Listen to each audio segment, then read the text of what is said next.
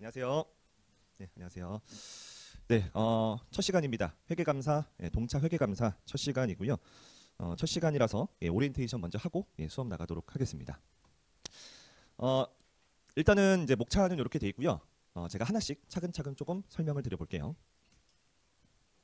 자, 일단 제 소개 먼저 드리면, 저는 지금 회계법인에서 이제 파트너로 실무를 하고 있고요. 그리고 지금 우리경영 아카데미랑 스마트 경영 아카데미에서 회계감사랑 기업법, 정부회계 강의하고 있고, 한양대학교에서도 현재 강의를 하고 있습니다. 그래서 제가 하루는 한양대에서 강의하고 하루는 학원 오고 뭐 이런 식으로 해요. 그리고 이제 저는 맨 처음에 3일회계법인에서 회계사 업무를 처음 시작했고요. 역시나 이제 감사본부에서 감사를 했고요.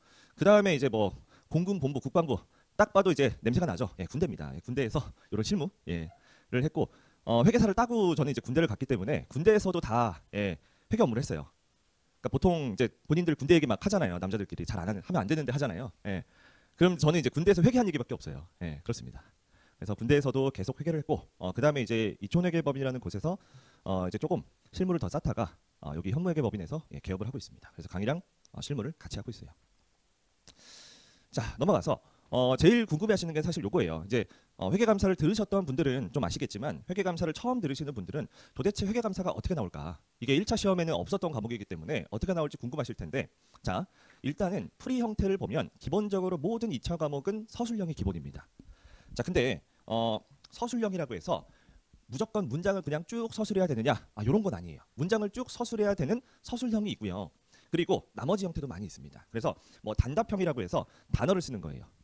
그래서 뭐 예를 들어서 특정 서류의 이름을 쓰는 걸 수도 있고요. 아니면 특정 형태나 특정 특성 이런 것들을 기술하는 게 있죠. 그래서 문장 서술은 뭐뭐 한다로 끝나는 거고 단답형은 단어로 끝나는 거. 이런 것도 많이 나오고요.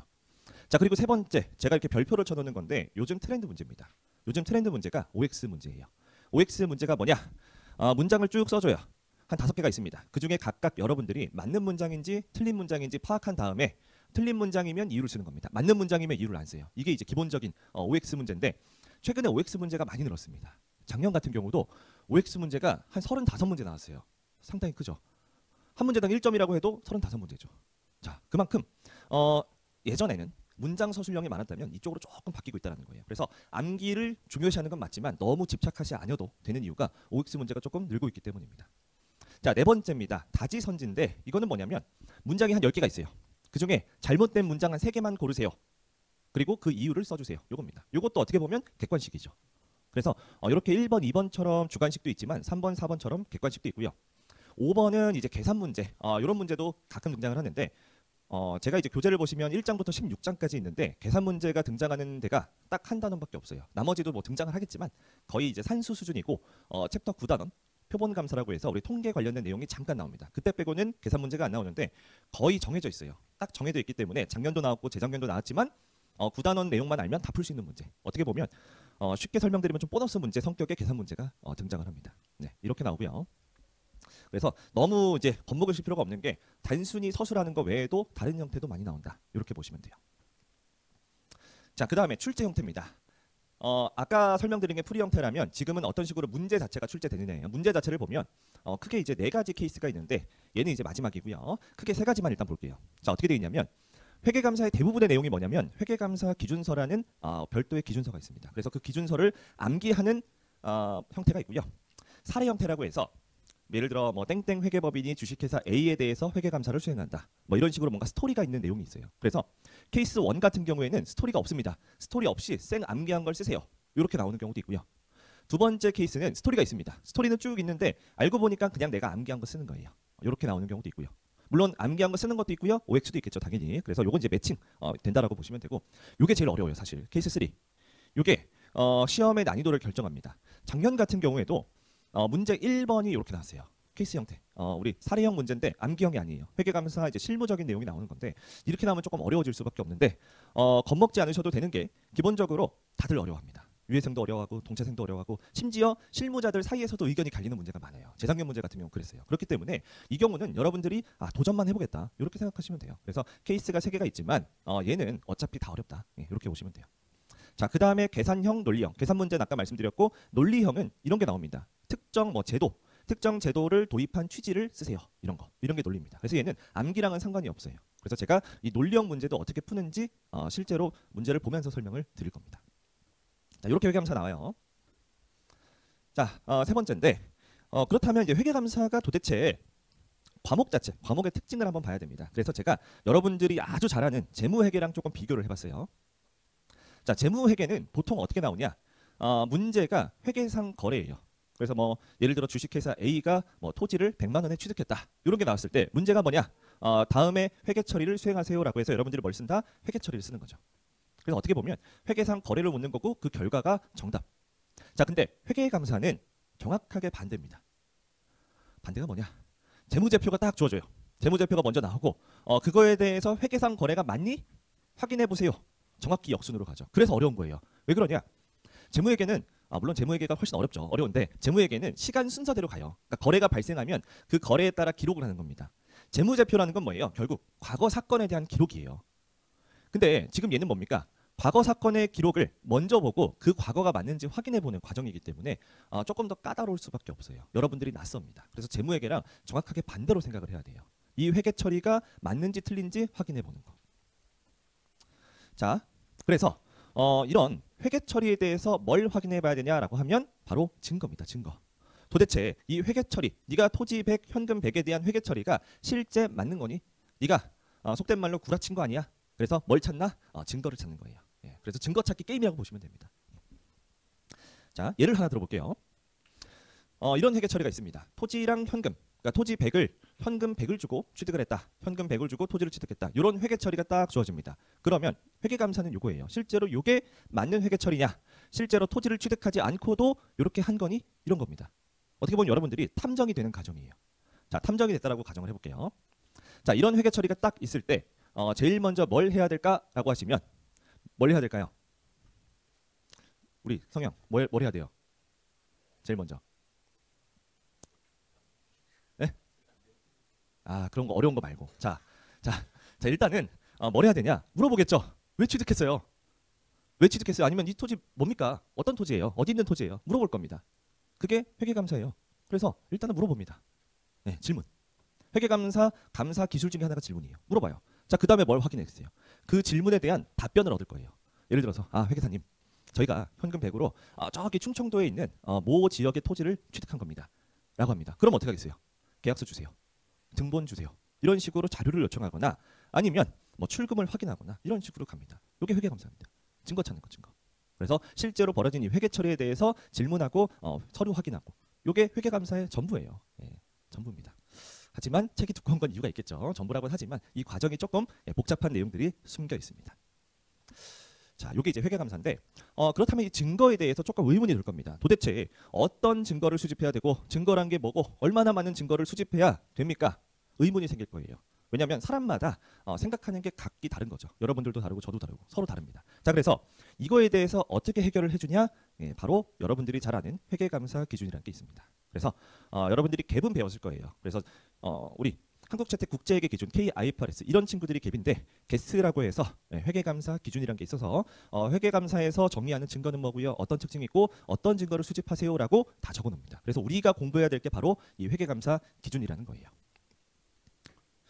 자, 그러면 회계감사의 특징을 조금 설명을 드려보면 일단은 암기 과목이긴 맞아요. 근데 회계감사의 기원을 생각해 보면 당연히 뭐가 있었겠어요. 회계가 먼저 있었고 그 회계에 대한 감사를 하면서 태어난 게 회계감사라는 과목일 겁니다. 즉 이론이 먼저 생긴 게 아니라 뭐가 먼저 생겼다? 실무가 먼저 생겼기 때문에 실무 중심의 과목일 수밖에 없어요. 그래서 조금 더 어려운 겁니다. 왜 어려운지 뒤에 가서 설명드릴게요. 자, 그래서 제가 암기 과목이라고는 하지만 당연히 이해가 필수예요. 왜 이해가 필수냐? 방금 말씀드렸듯이 실무가 먼저이기 때문에 실무에 대한 내용을 이해를 못하면 여러분들이 그냥 쌩암기가 될 수밖에 없어요. 쌩암기가 되면 효율성 너무 떨어집니다. 그래서 효율성을 높이기 위해서 당연히 암기에 앞서서 이해가 필요하고요. 이러한 이해를 하면 뭐가 좋냐? 여러분들이 상상을 합니다. 상상을 하면 어떤 감사 절차를 한다. 제가 특정 단원을 이제 설명을 드리면 그걸 여러분들이 상상을 하고 그 상상에 대한 내용이 실제로 암기에 등장을 해요. 그래서 암기하는데 훨씬 더 유리합니다. 자, 그리고 이제 세 번째 회계감사의 특징은 계산 문제가 거의 없어요. 아까 말씀드렸듯이 매년 한 문제 정도 나옵니다. 그래서 여러분들은 보통 계산 문제를 좋아하죠. 깔끔하게 떨어지니까. 근데 안타깝게도 계산 문제는 거의 없습니다. 대신에 OX 문제는 많이 있죠.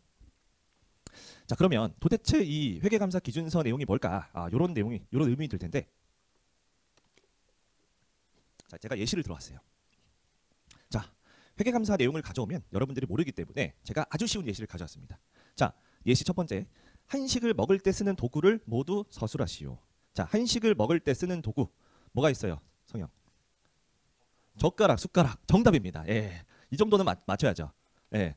숟가락, 젓가락. 자, 뭐도 돼요. 여러분들 이제 실무, 음식 먹는 거 실무 잘 알잖아요. 음식 먹을 때 뭐도 써요. 포크도 쓰고 나이프도 쓰고 다 쓰죠. 포크, 나이프, 심지어 주걱도 됩니다. 다 돼요. 자, 근데 기준서는 뭐다? 정해놨다는 거예요. 어떻게 정했다? 기준서에는 딱 정했어요. 한식을 먹을 때는 오직 숟가락과 젓가락만 먹고요. 포크, 나이프는 기준서에 언급이 안 돼 있습니다. 그러면 정답은 뭐다? 요거예요, 요거. 물론 요거를 하면 심사위원들이, 심사가 아니라 이제 출제위원들이 어떻게 하겠어요? 세모를 줄 수도 있겠죠. 그거는 그때그때 다를 거예요. 하지만 정답이 있긴 해요. 요게 이제 기준서입니다. 예. 그래서 여러분들이 상상한 걸 막 쓰면 정답이 될 수도 있고 안 될 수도 있어요. 그래서 정답이 되는 기준을 뭐가 알려주냐? 기준서가 알려줍니다. 두 번째도 마찬가지예요. 한식을 먹는 과정을 서술하시오. 자, 이건 좀 더 어렵죠. 왜 어려워요? 이거는 딱딱딱 여러분들이 명사 형태로 기억이 남아요. 근데 얘는 뭐다? 명사가 아니죠. 과정이에요, 과정. 자, 어떻게 상상해야 돼요? 여러분들이 실제 지금 밥을 먹고 있다고 상상을 해야겠죠. 그래서 오른손잡이라고 가정하면 오른손을 든다, 수저를 잡는다, 국을 푼다, 입에 넣는다. 이런 과정을 상상하면서 쓰잖아요. 예, 그렇게 쓰는 겁니다. 하지만 그 내용이 어디 있다? 기준서 내용을 부합해야 된다는 거예요. 예, 그런 식으로 가요.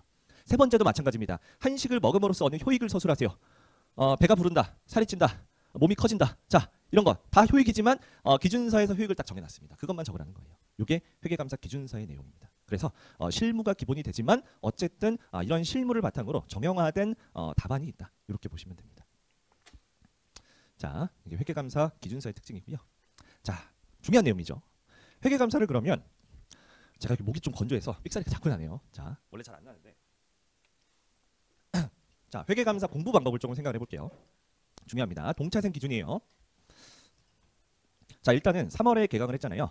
시험이 6월 말입니다. 그래서 3월부터 차곡차곡 쌓아올리는 학습입니다. 실강생분들은 좋죠. 그냥 제 수업 시간표대로 쭉쭉 가시면 돼요. 이게 온라인으로 들으신 분들은 이럴 수 있어요. 내가 시간이 없다고 한꺼번에 그냥 막 들을 수 있습니다. 자, 그래서 그런 것들은 조금 지양을 해야 되는데 이게 회계감사를 너무 빨리 듣잖아요. 그러면 결국 남는 게 없어요. 남는 건 뭐냐? 그냥 필기만 남습니다. 이해 없이 필기만 남기 때문에 개인적으로는 조금 이렇게 차곡차곡 공부하는 게 좋습니다. 예, 그런 방식. 벼락치기 하면은 상당히 힘듭니다. 자, 두 번째. 어차피 여러분들은 시간이 많이 없어요. 시험이 딱 4개월밖에 없기 때문에 암기에 너무 집착하면 안 됩니다. 이게 토시 하나 다 암기하겠다? 안 돼요. 예, 그러면은 실패의 지름길입니다. 진짜로. 예, 그래서 암기에 지나치게 집착하시면 안 되고요. 너무 과투입하지 마세요.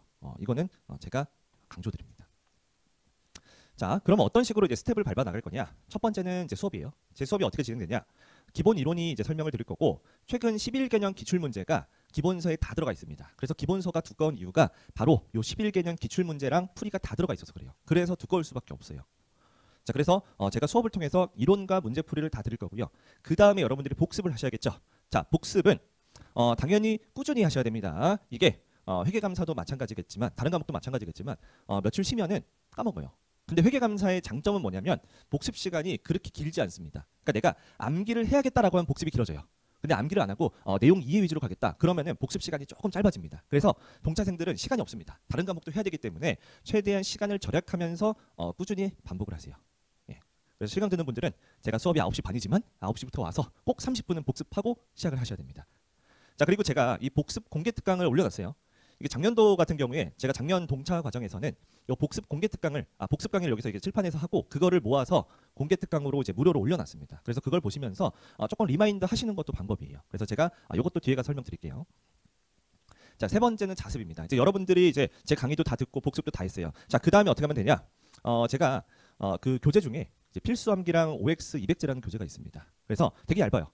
되게 얇은데 기준서, 제가 기본서에 나와 있는 그 기준서 문장 중에 정말 꼭 알아야 될 문장들, 요거를 아주 얇은 교재로 준비했고요. 그리고 최근 트렌드가 OX 문제입니다. 그래서 요 OX 문제 기출 문제를 200개를 제가 뽑았어요. 전부 다 기출 문제입니다. 사실 한 180개밖에 없었어요. 그래서 20개는 제가 기출을 응용해서 만들었습니다. 대부분 요래요. 예, 이렇게 해서 여러분들이 나중에 수업이 다 끝나고 나서 5월 달부터는 요걸로 하시면 되고 아니면 뭐 4월부터라도 진도가 조금 맞으면 하셔도 됩니다. 예, 요거는 다음 스텝. 자, 그 다음에 이제 조금 질문하시는 분들이 있어요. 제 교재 중에 이제 실전 문제집이라고 있습니다. 지금 이제 다음 주에 출간이 됐는데 인쇄하고 있어요. 이제 거기 보면 아까 제가 설명드렸던 케이스 3 사례 문제, 기준서 암기가 아닌데 완전 사례형 문제 그런 문제가 있고 실전 모의고사라고 해서 이제 과거 제가 냈던 모의고사 GS 이제 한 5회분이 있습니다. 그래서 요거를 물어봐요. 풀어야 되냐 말아야 되냐. 저는 말씀드려요. 일단은 사례 문제는 풀지 마세요. 풀지 마시고 실전 모의는 기본적으로 마시되 내가 정말 불안하다 아니면 내 실력을 테스트하고 싶다 그러면 한 3회 정도만 푸세요. 왜 그러냐면 제가 이게 1회부터 5회까지가 있는데 1회가 난이도가 제일 낮고요. 5회가 제일 높아요. 이런 식으로 난이도별로 배치를 했습니다. 그래서 한 3회까지만 푸는 게 정신 건강에 좋습니다. 예, 여러분들 건강을 위해서. 예, 그렇습니다. 4, 5회는 작년에 이제 유해생들이 GS를 많이 했는데 유해생들도 60점이 못 넘었어요. 대부분. 예, 그런 어려운 문제니까 3회까지만 푸세요. 3회도 사실 좀 어렵고 1, 2회가 만만합니다. 자, 그다음에 GS 하지 마세요. 예, 시간 없습니다, 여러분. 그냥 GS 어차피 어렵게 내거든요. 어렵게 내기 때문에 도전하지 마시고 앞에 있는 내용들 더 하시는 게 훨씬 좋습니다. 자, 이것도 질문이 많아서 제가 올해 새롭게 준비한 목차입니다. 자, 회독별로 목표치를 제가 정해놨어요. 여러분들 좀 이런 거 좋아하실 것 같아서 준비를 해봤는데 일단 1회독입니다. 자, 1회독은 아까 얘기했던 스텝 1, 2예요. 그러니까 수업 듣고 복습하고 그러면 실제로 환산은 안 됩니다. 근데 이제 재미를 위해서 제가 이제 환산을 해보면 한 40점에서 50점 정도 맞을 수 있는 실력이 될 거예요. 자, 그래서 1회독이 됐을 경우에 난 요걸 목표로 하겠다. 이렇게 목표치를 세우세요. 첫 번째, 자, 회계감사의 큰 그림을 그릴 수 있어야 됩니다. 자, 이게 무슨 말이냐? 제가 수업 시간에 회계감사의 큰 전체 플로우를 자주 그려드릴 거예요. 제가 지금 그 강의 자료로 배포한 한 장짜리 내용이 있을 거예요. 요거 회계감사 전체 플로우 요약 요거거든요. 이거 보시면은 이 챕터 1부터 15까지 내용이 쭉 있습니다. 요 내용을 제가 칠판에 그려드릴 건데 이거를 여러분들이 직접 쓸 수 있어야 돼요. 1회독을 한다라고 하면. 제가 자주 그려드릴 거고 계속 설명드릴 거고 심지어 제가 이거 OT 끝나고 바로 또 그려드릴 거예요. 이런 내용들을 여러분들이 그릴 수 있어야 돼요. 1회독을 하면. 두 번째, 큰 그림 내에 각 주제가 무엇인지는 써야 돼요. 큰 그림 내에 숨어 있습니다. 그래서 주요 주제들 요 정도는 쓸 수 있어야 되고요. 그리고 세 번째, 주제별 이해한 내용을 부모님께 대충 설명했어요. 대충 강조했죠. 자, 대충 부모님께 가끔 뭐 부모님이랑 같이 사는 분들은 밤에 대화하셔도 되고 멀리 사시는 분들은 통화하셔도 돼요. 자, 통화하면서 여러분들이 설명을 드릴 수 있어야 됩니다. 부모님한테. 그 정도면 돼요. 대충. 이게 회계감사입니다. 친구 안 됩니다. 친구는 절교할 거예요. 친구가. 친구는 멀어질 수 있습니다. 그래서 친구 안 되고 부모님만. 부모님은 이해해 주실 겁니다. 자, 네 번째. 객관식으로 만약에 회계감사가 주관식이 아니라 정말 객관식으로 쉽게 나와요. 그러면 여러분들이 한 60점은 맞을 수 있어야 됩니다. 사실 회계감사가 주관식 서술형이니까 어려운 거지 이걸 객관식으로 바꾼다 그러면 상당히 쉬울 거예요. 진짜로. 그래서 60점은 넘겠다. 이런 생각이 드실 거예요. 그래서 1회독 했을 때 목표 요 정도는 돼야 돼요. 자, 두 번째. 1회독이 끝나고 2회독, 3회독이 됐습니다. 자, 그때는 점수가 한 50점에서 65점 정도 나올 수 있는 실력을 갖춰주실 거예요. 자, 이때 목표 첫 번째, 일단 1회독 목표치는 다 해야죠. 요건 다 하고요. 두 번째, 자, 큰 그림 내에 세부 주제를 제가 써야 된다고 했잖아요. 1회독 때. 그 세부 주제별로 핵심 키워드는 여러분들이 쓸 수 있어야 돼요. 제가 강조를 많이 드립니다. 수업 시간에. 그래서 그 내용은 기본적으로 쓸 수 있어야 되고요. 자, 세 번째, 주관식으로 나온 경우에도 여러분들이 문장은 못 써요. 문장 쓰기는 쉽지 않습니다. 그래서 뭘 써야 되냐? 키워드는 쓸 수 있어요. 키워드. 그래서 제가 수업 시간에 계속 강조드릴 텐데 이 암기형, 기준서 암기를 할 때는 제일 중요한 게 키워드 중심의 암기입니다. 뭐 앞글자 따는 거 뭐 이런 거 다 있겠지만 제일 중요한 건 키워드예요. 키워드. 그래서 채점을 할 때도 그 키워드가 상당히 중요하게 들어갑니다. 그래서 여러분들은 키워드 정도는 쓸 수 있어야 돼요. 문장은 못 쓰더라도. 자, 네 번째, 기출 OX 문제. OX 문제가 나왔을 때 자신 있게 풀 수 있을 정도. 요 정도가 되면 제 생각에 한 50점에서 65점. 그래서 시험이 조금 쉽게 나왔다. 그러면 이제 안정적으로 합격을 하고 어렵게 나왔다. 그럼 조금 애매할 수 있어요. 자, 이런 상황입니다. 자, 최종 목표입니다. 시험장 가기 전에 여러분들이 안정적으로 60점 이상을 맞기 위해서는 이 정도는 하셔야 돼요. 자, 일단은 1회독과 2, 3회독 앞서서 있던 목표치는 다 달성해야 됩니다. 다 달성하고요. 자, 그 다음에 제가 이제 200제랑 OX 200제 있습니다. 그 200제 문제 중에 대부분의 문제에 키워드 정도는 적을 수 있어야 돼요. 그래서 제가 필수암기 200제 그 중에 대부분의 내용을 키워드 정도는 쓰겠다. 문장은 못 쓰더라도 이 정도는 쓰면 됩니다. 자, 그리고 세 번째, OX 문제는 다 맞추고요. 내가 왜 틀린지도 알 수 있다. 이 정도면 되면 실력이 거의 동차 수준에서는 거의 완성됐다라고 보면 돼요. 그래서 동차에서는 진짜 OX 문제는 내가 가져가겠다. 이런 각오로 가시면 돼요. 자, 그리고 내가 이제 여유가 돼서 실전 모의고사 풀어봤는데 생각보다 잘 풀리네. 생각보다. 이 정도면 성공한 겁니다. 그러면 제가 볼 때는 합격 가능성 많이 높습니다. 이렇게가 최종 목표예요, 여러분들의. 자, 이거는 제가 이제 제 개인적인 노하우입니다. 저 같은 경우도 당연히 동차생 과정이 있었겠죠. 저도 저도 동차 과정이 있었고 참고로 저희 때는 이 감버가 상당히 보편화되어 있지 않았어요. 대부분의 학생들이 5과목을 다 가져갑니다. 당연히 저도 5과목을 다 가져갔죠. 그래서 제가 동차 저 같은 경우는 부끄럽지만 제 성적표가 카페 가면 나와 있는데 말로만 설명드릴게요. 부끄러워서 제가 못 붙였는데 저는 이제 동차 때 세법 한 과목이 떨어졌거든요. 이제 57점으로 세법이 떨어지고 나머지는 다 됐는데 회계감사는 60.5점으로 붙었습니다. 자, 아슬아슬하게 붙었죠. 저도 당연히 초시였거든요. 그래서 처음으로 이제 회계감사라는 걸 이제 맞닥뜨렸는데 당연하게도 높은 점수를 못 받았고 4개월 만에 3, 4, 5, 6, 4달 만에 그런 점수를 맞았던 노하우를 제가 좀 설명해 드릴 텐데 뭐 다른 과목도 마찬가지예요. 근데 다른 과목은 사실 뭐 다른 선생님들이 다 설명을 해드리기 때문에 이거는 그냥 제 경험이다 이렇게만 생각해 주세요. 자, 저는 일단 무조건 주제별로 정리 노트를 직접 만들었습니다. 이게 물론 시중에 다른 과목도 그렇고요. 직접 다른 정리 노트가 있을 수 있겠는데 저는 제가 그냥 따로 만들었어요. 저만의 노트를 만들었습니다. 이게 내가 써보는 거랑 내가 직접 이해하고 내가 노트를 만드는 거랑 그냥 읽는 거랑은 천지 차이입니다. 많이 달라요. 그래서 저는 직접 쓰면서 나만의 노트를 단원별로 만들었어요. 단원별로 핵심 내용들을. 자, 그 다음에 오답 노트를 이제 서브로 가져갑니다. 그래서 얘도 마찬가지예요. 주제별 단원별로 정리를 하되 틀리거나 약한 포인트 이런 것들을 계속 체크를 했어요. 그래서 오답 노트를 보면 단원별로 어떤 부분에서 내가 약한지 체크가 되고요. 만약에 여러 번 틀렸다 그럼 계속 그 체크를 합니다. 이렇게. 그래서 얘는 이게 막 점점 늘잖아요. 그럼 이 늘 때마다 리마인드 하기 때문에 얘는 이제 안 틀려요. 이런 식으로 저는 보완을 해나갔습니다. 그래서 계속 업데이트를 해요. 자, 그 다음 세 번째. 이게 반복인데요. 개념 노트를 점점 업데이트를 해야 됩니다. 왜 업데이트를 해야 되냐? 여기 있는 오답 노트 내용을 업데이트된 걸 개념 노트에도 넣어줘야 돼요. 그래서 개념 노트에 제가 틀렸던 부분을 해당 개념에다가 빨간색으로 쓰고 저는 체크를 했어요. 그래서 계속 업데이트를 하면서 이 개념 노트랑 오답 노트를 만들면서 실력이 많이 늘었습니다. 저는 그랬어요. 자, 그리고 이건 이제 선택 사항인데 저는 리셋을 많이 했습니다. 리셋 갈아엎었어요. 그래서 일정 주기마다 개념 노트 요거를 싹 다 갈아서 처음부터 그냥 다시 씁니다. 그러면 다시 한번 내가 쓰기 때문에 실력이 또 많이 늘었어요. 요건 이제 시간이 없으신 분들은 그냥 버전 1으로 가시면 되고 저는 버전 1, 버전 2, 버전 3 점점 돼서 한 시험 한 2주 전, 3주 전에 마지막 버전으로 만들고 이걸로 시험장을 가져갔습니다. 시험장 들고 갔어요. 그래서 제가 마찬가지로 항상 시험장까지 항상 옆에 두고 틀릴 때마다 체크하고 시험장까지 요 체크를 하면 나의 그 빈 칸이 나의 구멍이 점점 줄어드는 걸 느낄 수가 있을 겁니다. 그리고 이거 중간에 여러분들 막 커피 먹다 쏟고 막 이럴 수 있거든요. 주기적으로 백업을 해주세요. 뭐 카메라로 찍든지 뭘 하든지 어쨌든 복사를 하든 그래야 나중에 억울하지 않습니다. 예, 이거 잃어버리면 큰일이죠. 자, 그래서 여러분들이 이제 동차생이기 때문에 어떻게 해야 되냐? 무조건 다 맞춘다고 생각하시면 안 돼요. 회계감사도 마찬가지입니다. 난이도가 낮은 거 그리고 중문제를 모두 가져간다. 이렇게만 가져가도 제 생각에 50점 이상은 가져갑니다. 그렇기 때문에 나는 어려운 문제를 맞춰야지 이렇게 하지 마시고요. 실수를 줄여야겠다. 이게 여러분들의 목표예요. 네, 실수를 줄여야 돼요. 그래서 어려운 문제는 정말 도전만 하겠다. 이 정도 수준만 가져가시면 돼요. 너무 어려운 문제에 집착하시면 안 됩니다. 맞출 수 있는 문제 다 맞추겠다. 네, 이렇게. 됐죠? 자, 이렇게 저는 공부를 했습니다. 자, 이제 거의 이제 막바지인데 자, 수업 방식입니다.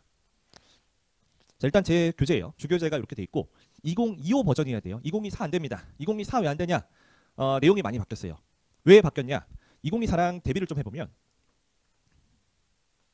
2024에 뭐가 추가가 됐냐면 일단 챕터 16이 추가가 됐어요. 이게 뭐냐? 올해 새로 들어왔죠. 데이터베이스라는 주제가 새롭게 등장을 했습니다. 그래서 챕터 16이 아예 새롭게 들어갔어요. 처음 등장하는 개념입니다. 그래서 요거는 시험에 무조건 나오는 단원이에요. 그렇기 때문에 2024는 안 돼요. 자, 그리고 뭘 또 추가했냐? 제가 강화시킨 부분이 몇 개 있습니다. 당연히 24년 기출 당연히 들어갔고요. 뭐도 들어갔냐? 외관법을 좀 강화시켰습니다. 그래서 이걸 제가 뭐라고 하냐? 기업법 2를 조금 강화시켰어요.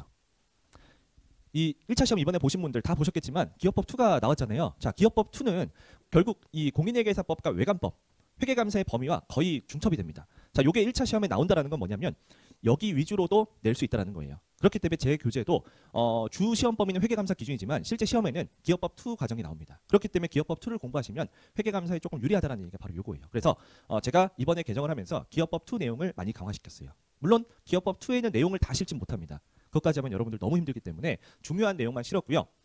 작년도 2차 문제도 마찬가지예요. 어려운 외관법 문제가 나왔습니다. 잘 가르치지 않았던 부분이 나왔어요. 그래서 기업법 2를 이제 본격적으로 내겠다. 이렇게 시동을 걸었습니다. 그래서 제가 이 부분을 강화했기 때문에 반드시 2025 버전으로 하셔야 돼요. 됐죠? 자, 그래서 제 교재가 기본 이론이랑 이제 최근 11년 기출이 다 들어가 있는데 어떻게 보면은 일반 책이랑 조금 다를 수도 있는 게 여기 이제 잘 안 보일 수도 있는데 이제 교재는 4-4페이지일 텐데 보면은 이런 식으로 제가 표로 정리를 해놨어요.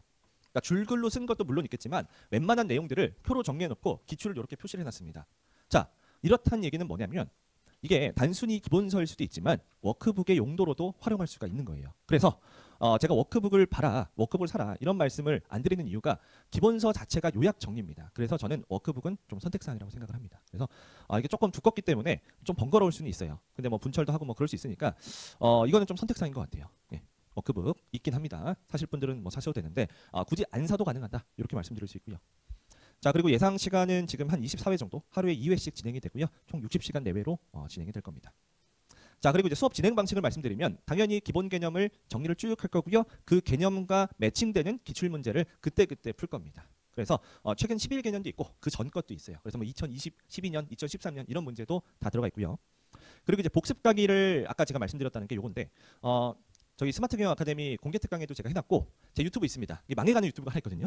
여기 들어가면 제 망해가는 유튜브에 제가 요 공개 특강 올려놨기 때문에 여러분들이 뭐 출퇴근하실 때 아니면 자습하실 때 그냥 편하게 들을 수 있게 제가 해놨고 제가 최근에 지금 준비한 프로젝트가 하나 있어요. 이게 뭐냐면 200제 오디오북입니다. 그 200제 내용을 쇼츠 아시죠? 쇼츠. 예, 쇼츠로 만들었어요. 근데 이게 힘들어요. 이게 처음에는 제가 AI 목소리로 하려고 제 이제 목소리를 했는데 AI가 쉽지 않더라고요. 이게 제 멋대로 안 돼가지고 제가 직접 녹음하고 있습니다. 수기로 하는데 몇 개는 AI가 들어가 있긴 해요. 근데 이제 지금 한 1번부터 한 50번까지 녹음을 했어요. 그래서 제가 쇼츠 올렸는데 계속 업데이트를 할 겁니다. 그래서 여러분들이 길을 걸으면서 아니면은 자기 전에 저는 사실 요 쇼츠 들어가 보시면 알겠지만 제목이 뭐냐면 꿀잠 자는 회계감사예요. 네, 꿀잠 자는 회계감사. 자, 지금 꿀잠 자시면 안 되고요. 쇼츠입니다, 쇼츠. 그래서 자기 전에 들으면 잠이 잘 옵니다. 제가 일부러 목소리 되게 깔았어요. 왜? 잘 자라고. 예. 그래서 들어보시면 잘 주무실 수 있게 해놨습니다. 이게 시험에 가까울수록 지금은 모르겠는데 저는 잠이 잘 안 와요. 희한하게 이 불안감이 너무 많이 들고 잘할 수 있을까? 이런 감정들 때문에 잠이 안 와가지고 저는 그때 이제 강의를 들었어요. 근데 강의를 들으면 이게 강의는 전체 플로우가 있잖아요. 그래서 이게 조금 효율이 떨어집니다. 그래서 저는 준비한 게 요거예요. 요건 이제 하나하나 영상 하나당 1분 이내이기 때문에 그때그때 들으면서 하시면 되니까 잠이 잘 올 겁니다. 예, 잘 올 거예요. 제가 확신할 수 있습니다. 자, 그리고 네 번째 동차 강의인데 유해 강의랑 어떤 차이가 있냐? 자, 이거는 간단하죠, 당연히. 유해 강의는 모든 범위를 다 합니다. 그래서 시간도 오래 걸리고요. 조금 외울 것도 엄청 많은데 동차 강의는 정말 핵심적인 내용만 들고 갈 겁니다. 그래서 단순히 비유를 하자면 유해 강의가 100점을 위한 강의라고 하면 동차 강의는 90점을 위한 강의예요. 그래서 차이가 그렇게 크진 않습니다. 지역적인 부분 몇 개만 다르지 정말 큰 차이는 아니라는 거. 이렇게 생각하시면 되고요. 그리고 제가 이제 다음 카페에다가 뭐 각종 공지사항 올려놓습니다. 그래서 이 카페도 참고하시면 될 것 같아요. 자, 그래서 OT는 기본적으로 여기까지인데 자, 이것도 하고 끝낼 거예요. 바로 안 끝납니다. 자, 보면은 제 기본서 이제 전체 목차입니다. 그래서 목차가 전체 4개 파트로 되어 있고요. 1장부터 16장까지 이렇게 쭉 갈 텐데 이게 어떤 순서대로 되어 있냐? 회계감사 전체 흐름이에요. 회계감사를 맨 처음에 하는 기초, 시작부터 해서 감사 절차에 대한 내용, 그리고 마지막에 마무리, 그리고 기타 주제 이런 식으로 여기가 시간 순서대로 간다 이렇게 생각하시면 돼요. 제가 원래는 목차를 되게 자세하게 해놨거든요. 목차만 이제 24년 책 가져오신 분들은 알겠지만 목차만 30페이지가 넘었어요. 근데 올해도 그렇게 하려다가 책이 너무 두꺼워지는 것 같아서 제가 요거는 목차를 되게 간소화시키고 옛날 목차가 어디냐? 제 카페 들어가면 있어요. 그래서 거기 가면 완전히 세부적인 목차가 있거든요. 그래서 거기 참고하시면 될 것 같습니다. 자, 그래서 기본적인 OT는 여기까지인데 자, 여기서 끝나면 아쉽죠? 자, 그래서 뭘 할 거냐?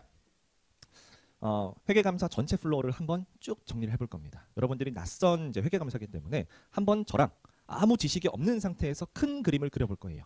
그래서 제 목차 챕터 1부터 챕터 16까지 어떤 식으로 플로우가 되어 있는지 회계감사를 한번 느껴보는 시간입니다. 제가 일부러 여기 1강에 OT를 끊지 않고 찍은 이유는 뭐겠어요? 1강은 무료죠. 언제든 들을 수 있습니다. 언제든 여러분들이 헷갈리거나 전체 흐름을 놓칠 때 여기 OT 강의를 들으면서 플로우를 잡으시면 됩니다. 물론 전체 플로우 강의를 제가 그 유튜브 죽어가는 유튜브에도 올려놨습니다. 그래서 거기 보셔도 되고 아니면 요거 OT 보셔도 상관없습니다. 네, 둘 다 있어요. 자, 그래서 챕터를 1부터 한번 나가보도록 하겠습니다. 자, 챕터 1. 자, 모든 과목이 마찬가지겠지만 챕터 1은 뭐가 들어가겠어요? 기초 개념이 나오겠죠. 예, 기초 개념입니다. 그래서 회계감사의 기초. 그래서 회계감사라는 게 뭔가? 그래서 회계감사 관련 내용. 그리고 우리 직업이죠. 공인 회계사에 대한 내용도 들어갈 겁니다. 그래서 이게 챕터 1이고요. 자, 챕터 2입니다. 챕터 2는 제가 자격과 책임이라고 하겠습니다. 자, 이게 공인회계사만의 특징일 수도 있고 아닐 수도 있는데 이 공인회계사의 특징 중에 한 가지가 있습니다. 앞에 자격증 앞에 공인이 붙는다라는 거예요. 이건 제가 이따 가서 나중에 설명드릴 텐데 공인회계사만의 특징인 부분이 있어요. 그래서 다른 전문 직종과 다르게 공인회계사만의 윤리 기준이 상당히 복잡하고 내용이 조금 많습니다. 그래서 이런 내용들이 주로 나올 거예요. 그래서 우리가 공인회계사로서 어떤 윤리 요걸 갖춰야 될지 자격, 그렇죠? 그래서 이게 어떻게 보면 이제 자격이고 이런 책임, 내가 공인회계사로서 어떤 책임이 있겠구나 이런 내용들이 챕터 2예요. 기업법 2 배우신 분들은 알겠지만 이 독립성이라는 거 요것도 여기 챕터 2에서 배울 겁니다. 자, 챕터 3로 가볼게요. 자, 챕터 3부터 회계감사가 시작되느냐? 아닙니다. 자, 챕터 3은 뭐냐? 회계감사를 하기 전에 뭘 해야 되냐? 우리 실무적으로 당연히 회계감사 계약을 체결해야 됩니다. 자, 근데 이게 단순히 일반적인 이 업무라면 계약 체결하고 일하면 되는데 이 회계감사는 어떻게 보면 조금 공공재적 성격을 지녔습니다. 그래서 요 계약과 관련된 주요 내용들이 아주 많이 있어요. 그래서 대표적인 게 뭐냐? 여러분들 기업법 2에서 배웠듯이 외감법. 제 기업법 2 교재 보시면 알겠지만 챕터 3인데요. 이게 언제까지 감사 계약을 체결해야 되고 언제까지 감사인은 회사에 감사 보고서를 줘야 되는지 이런 내용들 있죠. 이런 절차적인 행정적인 부분들에 대한 내용 요게 챕터 3예요. 그래서 올해 요 부분을 조금 강화를 시켰죠. 요거 외감법 내용도 배울 거고 회계 감사 기준서도 마찬가지입니다. 기준서에도 얘기를 해줘요. 기준서에서 무슨 얘기를 하냐? 너네 함부로 계약 맺지 마. 회사 중에 이 재무제표를 상당히 이 가라로 만드는 친구들, 이런 친구들은 감사 계약을 애초에 맺지 마. 이런 식으로 기준서에 막 써줍니다. 그래서 이런 기준서에 있는 계약 관련된 내용도 있어요. 그래서 이것도 플러스 알파입니다. 심지어 기준서 이런 것도 나와 있어요. 감사 계약을 맺으려면 계약 체결을 해야 되는데 계약 체결 시 계약서를 작성합니다. 계약서에 필수적으로 들어야 될 항목들이 있어요. 자, 필수적으로 들어갈 항목을 기준서에서 정해줍니다. 그걸 쓰는 거예요. 작년 시험에 나왔어요. 됐죠? 자, 챕터 3입니다. 요게 계약을 맺었어요. 자, 그럼 이제 뭐 한다? 시작된 거예요. 자, 감사를 시작하느냐? 아닙니다. 자, 챕터 4부터 감사가 시작일 것 같지만 챕터 4는 뭐냐면 감사 관련된 기본 개념들을 익힐 거예요. 그래서 챕터 4랑 챕터 1이랑 무슨 차이냐라고 하면 챕터 1은 정말 훑고 간다라고 보시면 되고요. 챕터 4는 정말 내가 앞으로라고 하면 챕터 5부터 끝까지 사용될 개념들이 챕터 4에서 다 배운다. 이렇게 생각하시면 돼요. 여기서 쭉 다 배울 겁니다. 그래서 여기 있는 기본 개념들을 익혀야 여러분들이 챕터 5부터 감사를 할 수가 있어요. 배울 수가 있습니다. 그래서 챕터 4를 모르고 지나간다? 그러면 감사를 아예 못해요. 여러분들 이해를 못할 겁니다. 그게 기본 개념이에요. 저 같은 경우는 취미, 운동도 마찬가지거든요. 제가 이제 좋아하는 운동이 테니스인데 테니스를 칠 때도 마찬가지예요. 이게 테니스 게임을 하려면 감사를 하려면 테니스 게임을 하려면 뭘 익혀야 되냐? 기본기를 익혀야 됩니다. 테니스 관련해서 기본 규칙들이 있고요. 테니스 각종 기술들, 뭐 포핸드, 백핸드 이런 기술들이 있어요. 그런 걸 익혀야 테니스라는 게임을 할 수가 있듯이 마찬가지예요. 감사도 그런 기본 개념을 익히고 각종 용어 이런 것들을 익힌 다음에 여러분들이 감사를 할 수가 있다는 거죠. 자, 그게 이제 챕터 4까지의 내용이었고요. 자, 그럼 본격적으로 시작하는 게 챕터 5냐? 아닙니다. 자꾸 뜸들이죠. 네, 자꾸 뜸들입니다. 챕터 5도 시작이 아니에요. 자, 왜 시작이 아니냐? 이것도 제가 설명을 드릴게요. 이쪽으로 좀 와보면 자, 이게 뭐냐? 여기가 X1년, 여기가 X2년이라고 칠게요. 12월 31일 기준이고요. 자, 우리는 뭘 한다? X1년 재무제표에 대해서 회계감사를 한다라고 볼게요. 자, X1년 재무제표는 실무적으로 무조건 언제 나올 수밖에 없다? X2년에 나올 수밖에 없습니다. 그래서 회사가 이때 재무제표를 제출을 해요. 자, 이때가 언제냐? 기업법 배우신 분들은 알겠지만 주총 6주 전입니다. 자, 요때 재무제표를 제출하고 감사 보고서는 언제까지 제출해야 되냐? 기본적으로 물론 예외도 많겠지만 기본적으로 1주 전이에요. 그래서 얘는 감사 보고서라고 하겠습니다. 자, 그래서 흔히 얘기하는 회계감사 시즌 요게 언제냐? 회사가 재무제표를 작성하고 감사 보고서를 낼 수 있는 시기 요 사이를 말해요. 그래서 여러분들의 미래입니다. 여러분들은 요때부터 요때까지 거의 매일매일 늦은 시간까지 야근을 하는 이유가 바로 요거예요. 근데 되게 억울한 게 뭐냐면 요때부터 난 하고 싶어요. 요때부터 하고 싶어요. 요때가 언제예요? 계약입니다. 계약. 감사 계약을 아까 우리 챕터 3에서 요때 체결했거든요. 이때 엑셀형 계약을 체결하는데 사실 나는 이때부터 좀 미리미리 하고 싶어요. 근데 그렇게 안 됩니다. 왜? 재무제표라는 건 결국 요때 나올 수밖에 없기 때문에 우리는 요때까지 쭉 가만히 있다가 갑자기 막 뛰어야 돼요. 그러니까 예를 들어 마라톤을 40km를 달려야 되는데 처음에 40km를 10시간 동안 달려야 돼요. 근데 10시간 동안 내가 그냥 처음부터 쭉쭉 걷다 보면 쉽게 되는데 그렇지 않고 한 2시간 남기고 달려야 돼요. 8시간 동안 출발점에 있어야 됩니다. 억울하죠 좀. 예, 어쩔 수 없는 우리의 운명이에요. 이 재무제표라는 게 당장 나올 수가 없는 거죠. 자, 여기서 문제가 생기는 겁니다. 결국 나라고 하면 회계사는 감사인은 요때부터 일을 하는데 그러면 이때부터는 놀 수밖에 없다라는 거예요. 요 시기는 도대체 뭘 할 거냐? 자, 요게 바로 챕터 5에 대한 내용입니다. 요때까지의 내용은 요때까지 놀 수가 없어요. 사실은 저는 놀았죠. 저희 때는 많이 놀았습니다. 저희 때는 저희 회사 앞에 이제 용산 아이파크몰이 있는데 거기 CGV도 있고 쇼핑할 거 먹을 거 많습니다. 많이 놀았는데 지금은 못 놀아요. 지금은 많은 일들을 합니다. 챕터 5부터 일들을 해야 돼요. 자, 챕터 5가 뭐냐? 계획입니다. 계획. 그래서 여러분들은 감사 계약을 체결하고 특정 기간 동안 감사 계획을 세워야 돼요. 자, 계획하면 상당히 모호해요. 자, 감사에 있어서 계획은 뭐냐? 요거예요. 자, 올해 여기 A라는 회사 감사 나갈 건데 누구를 어떤 사람을 어떤 업무를 시켜야겠구나. 영어로 말하면 어사인이에요. 어사인. 배정을 하는 거. 그래서 어떤 사람을 어떤 업무를 투입해야겠다. 이게 계획입니다. 자, 근데 계획을 짜려면 뭐가 필요해요? 적어도 회사에 대한 정보가 필요하죠. 그래서 보통 어떻게 계획을 짜냐? 이거를 어려운 말로 위험평가라고 합니다. 갑자기 어려운 단어가 나왔는데 어렵지 않아요. 자, 위험평가가 뭐냐? 작년도 회사 재무제표를 봐요. 이때 아마 계약 맺을 때 줄 거예요. 자, 그러면 재무제표에 각종 개정 과목들이 있습니다. 자, 이 중에 어떤 친구는 상당히 위험하고요. 어떤 친구는 위험하지 않아요. 자, 예를 들어 미수금이 있고 충당부채가 있어요. 성형, 미수금이랑 충당부채 뭐가 더 위험해요? 미수금이요? 충당부채가 더 위험합니다. 왜? 충당부채는 알 수 없거든요. 언제 어떻게 터질지 몰라요. 그래서 충당부채가 훨씬 더 위험합니다. 그래서 어떤 게 위험하고 어떤 게 덜 위험한지 위험평가를 해서 어떻게 한다? 위험한 친구는 경력이 높은 회계사한테 충당부채를 시키고 위험하지 않은 건 우리 신입회계사한테 맡겨야겠다. 그래서 흔히 뭐라고 하냐면 신입회계사들, 우리 수습회계사들은 이 잡계정이라고 해요. 미수금, 미지금 약간 이런 좀 잡스러운 계정 과목이 있는데 그런 계정 과목을 보통 맡깁니다. 이런 걸 뭐 한다? 위험 평가를 하는데 위험 평가를 해서 이런 계획에 반영을 합니다. 이게 챕터 5의 내용이에요. 그래서 우리가 감사 계획을 세워야 되는데 누구를 투입하고 어떤 일을 해야 될지 이걸 어떻게 한다? 위험 평가를 통해서 한다. 재무제표에 어떤 친구가 위험하고 위험하지 않고 이걸 구분한 다음에 배정해서 업무를 해야겠구나. 이게 계획이에요. 자, 그래서 챕터 6이 계획이라는 거죠. 제가 위험 평가도 하겠습니다. 자, 챕터 6으로 가보겠습니다. 자, 챕터 6. 드디어 우리가 감사를 시작합니다. 아니에요. 자, 왜? 또 시간이 남아요. 자, 계약을 보통 언제 체결하냐면 2월 달에 체결합니다. 그러면 2월부터 계획을 1년 동안 짜는 거는 너무하잖아요. 1년 동안 이거 할 수 없습니다. 자, 뭐 해야 돼요? 시간이 남아요. 놀아야겠죠. 자, 놀 수 없습니다. 자, 이게 뭐냐? 이게 챕터 6입니다. 자, 챕터 6은 제가 조금 개념이 필요합니다. 여기 보시면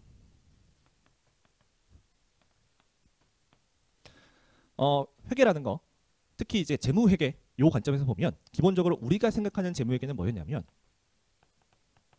회계상 거래가 나오고요.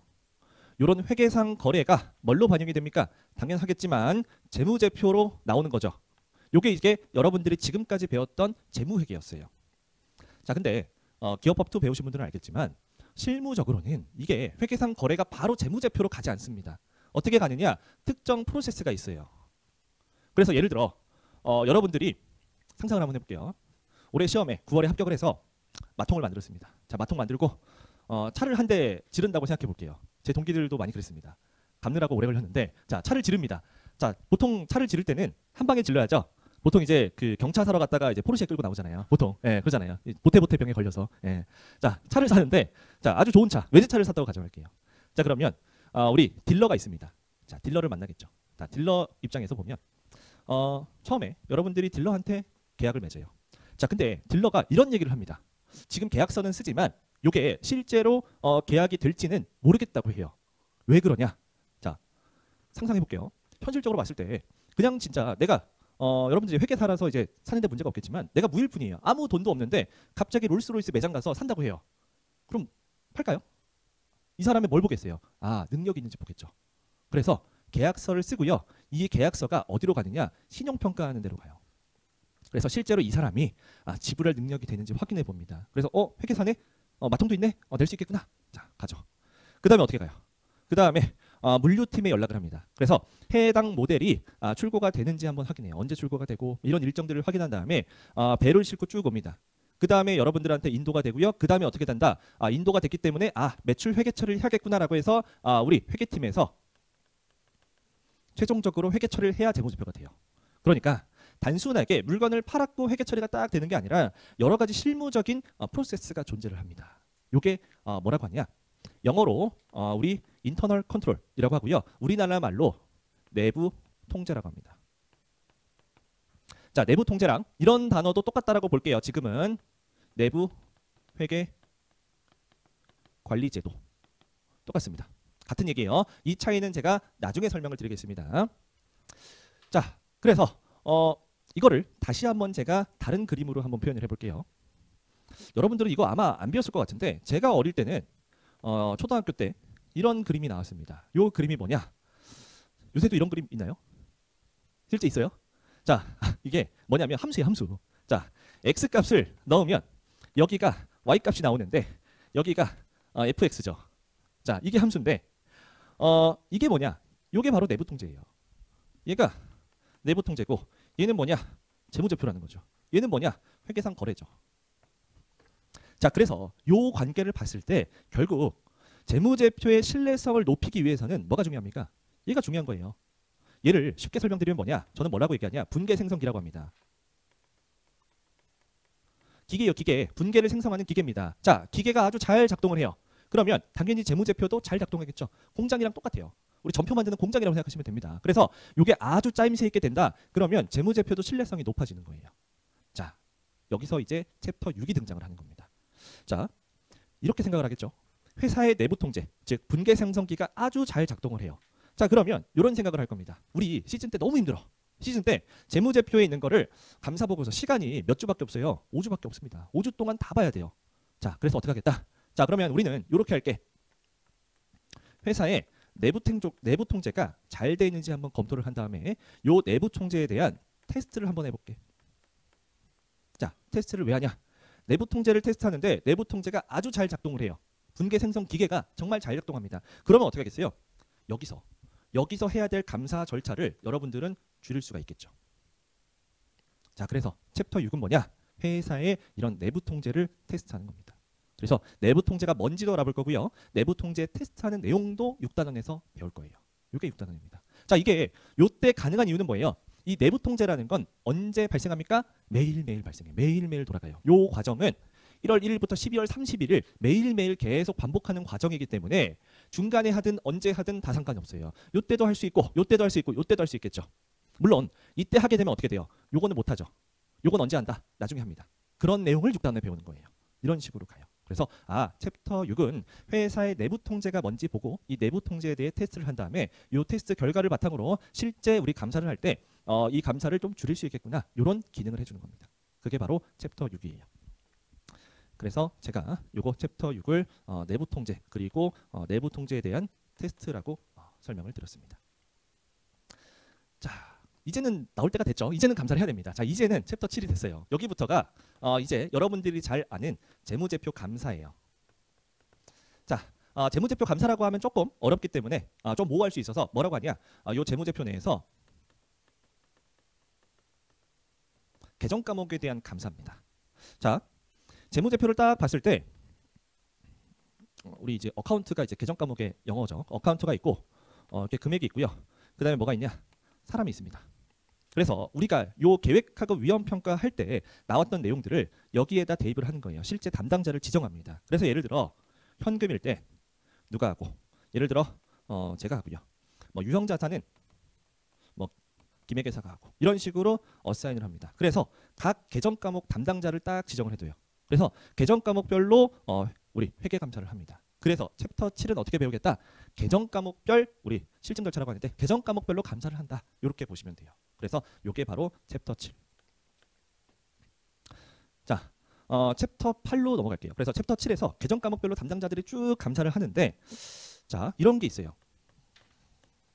계정 과목이랑 상관없는 주제들이 있습니다. 자, 예를 들어서 이런 거예요. FV PL 금융자산이 있습니다. 유형자산도 있고요. FV의 PL도 있는데 유형자산은 재평가명도 가능하고요. FV의 PL은 공정가치로 평가를 해야 됩니다. 자, 유형자산이든 FV의 PL이든 결국 무슨 이슈가 있느냐? 평가에 대한 이슈가 있어요. 자, 그래서 얘는 유형자산도 재평가 모형이면 평가해야 되고 FV의 PL도 평가해야 되는 이런 게 있습니다. 그래서 챕터 8 같은 경우에는 계정 과목별이 아닌 요 특수한 주제별이에요. 자, 또 뭐가 있느냐? 특관자 거래. 특관자 거래는 특정 계정 과목이랑 상관이 없어요. 모든 계정 과목에서 다 발생합니다. 이런 특수한 주제들이 챕터 8이에요. 그래서 여기는 특정 항목이라고 하겠습니다. 그래서 재무제표랑 관련돼 있지만 재무제표 내에 특수한 주제들이다. 이렇게 보시면 돼요. 이게 챕터 8. 그래서 여기도 보면 챕터 7이랑 챕터 8이 같이 있어요. 결국 재무제표에 대한 감사는 맞지만 얘는 계정 과목별, 얘는 특수한 주제별 이렇게 나뉜다. 그래서 결국 챕터 7, 8은 거의 같은 항목이지만 주제가 포커스 되는 부분이 다르다. 이렇게 보시면 돼요. 자, 그 다음에 챕터 9로 갑니다. 자, 챕터 9는 뭐냐? 이거는 챕터 6부터 챕터 7, 챕터 8 다 관련이 돼 있는데요. 여러분들이 실무를 해보시면 확 와닿는데 분계장 알죠? 분계장. 이 분계장이 나중에 배우겠지만 영어로 이제 저널이에요. 저널. 이게 약간 저널이 약간 일기 이런 것도 있듯이 매일매일 회사에 회계상 거래를 기록하는 표죠. 자, 분계장을 일반 회사들 분계장을 받아보면 거의 게임 용량입니다. 몇 기가. 엑셀 파일 한 개로도 잘 안 돼요. 안 돌아갑니다. 자, 그런 분계 하나하나를 우리는 다 볼 수가 없어요. 시간이 짧습니다. 아까 여기 보여드렸듯이 우리는 한 길어야 5주밖에 시간이 없어요. 근데 이 많은 분계장을 하나하나 뜯어볼 수가 없습니다. 그래서 우리는 뭘 한다? 샘플링을 한다는 거예요. 그래서 이거는 챕터 6에서도 마찬가지로 회사의 내부 통계를 테스트할 때도 그렇고 계정 과목별도 마찬가지고 특정 항목 다 마찬가지예요. 전부 다 볼 수가 없어요. 예를 들어서 회사에 FV의 PL 금융자산이 있는데 FV의 PL 금융자산이 아마 500개 종류가 있어요. 다 볼 수가 없겠죠. 이 중에 일부만 샘플링해서 보는 겁니다. 그래서 그런 샘플링에 대한 내용이고요. 그래서 뭐가 등장한다? 우리 통계 관련된 내용이에요. 이걸 이제 우리말로 표본 감사라고 합니다. 이게 챕터 9. 그래서 회계감사에서 거의 유일하게 계산 문제가 나오는 곳이 바로 여기예요. 그래서 어떤 식으로 우리가 샘플을 선정하고 샘플을 몇 개만큼 선정할지 이런 내용들이 나와요. 자, 그 다음에 챕터 10으로 한번 가볼게요. 자, 챕터 10. 원래대로라면 챕터 10은 뭐냐면 여기예요. 원래대로라면 적지 마세요. 괜히 적었네. 챕터 10이 원래대로라면 여기거든요. 근데 감사보고서를 발행하기 전에 조금 검토해야 될 게 몇 개 있습니다. 그러니까 감사보고서 전에 몇 개는 조금 두드려 봐야 돼요. 자, 요 내용이 뭐냐? 얘가 챕터 10이에요. 그래서 챕터 10을 제가 뭐라고 할 거냐? 감사 절차의 마무리라고 하겠습니다. 자, 마무리. 최종적으로 검토할 항목이 몇 개 있는데 그 중에 하나가 뭐냐면 여러분들 재무회계 때 배웠던 보고기간 사건 뭔지 아시죠? 우리 현금흐름표 쪽에 나오는 되게 별로 잘 안 보는 그쪽 뒤쪽이죠. 자, 그런 내용들을 여기서 검토하는 거예요. 그래서 좀 마무리하는 단계다. 이렇게 보시면 되고 결국 최종적으로 챕터 11이 감사 보고서예요. 그래서 여기가 감사 보고서. 챕터 11이 그래서 감사 보고서를 어떤 식으로 작성하고 감사 보고서에는 어떤 내용이 들어가야 되냐 이런 게 챕터 11. 자, 그래서 챕터 1부터 쭉 따라가다 보면 결국 감사의 시작부터 기초부터 우리 감사인의 공인회계사의 자격과 책임 그리고 감사계약 체결 그다음에 감사계약 체결 이후 기본 개념을 배우고 그다음에 여기부터 우리 감사 절차가 시작되는 거죠. 그래서 5단원부터 시작돼서 결국 11장까지 오면 감사가 다 끝나게 되는 거죠. 여기가 사실은 마지막이에요. 그래서 챕터 12부터는 뭐냐? 특수 주제예요. 자, 챕터 12는 뭐냐? 여기는 기본적인 감사는 다 우리 별도 재무제표, 개별 재무제표가 기준인데 챕터 12는 그러면 연결 재무제표는 어떻게 감사를 할 거냐? 연결 재무제표는 조금 특수한 주제들이 있습니다. 그래서 예를 들어 삼성전자는 삼성전자 자회사가 200개가 넘어요. 그 200개를 다 감사를 할 거냐? 아니면 뭐 이 중에 몇 개만 샘플링 할 거냐? 뭐 이런 식으로 그런 내용들이 챕터 12입니다. 특수한 주제죠. 자, 챕터 13.